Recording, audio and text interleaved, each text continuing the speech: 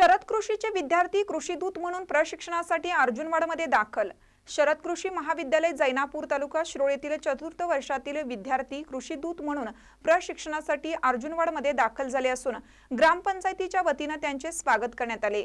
हे विद्यार्थी त्यांच्या अभ्यासक्रमानुसार 10 आठवड्यांच्या कालावधीमध्ये अर्जुनवाड गावात वास्तव्य करतील।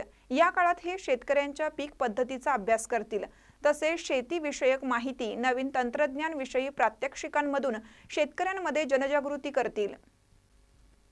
यावेळी सरपंच शोभा कोळी, उपसरपंच संतोष पाटील, ग्रामपंचायत सदस्य विकास पाटील, नंदाताई खोत, संगीता चौगले, भारती परेट, शोभा डोंगरे, सर्व ग्रामपंचायत सदस्य, ग्रामसेवक, अनिल बिडकर उपस्थित होते।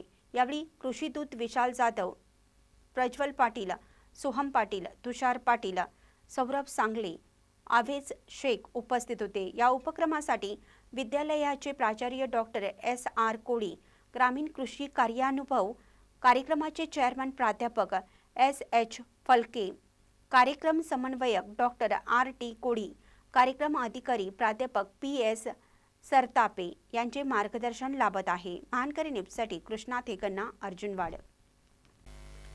ताज्या बातम्यांसाठी महानकरीला सबस्क्राइब करा आणि बेल आयकॉनला क्लिक करा।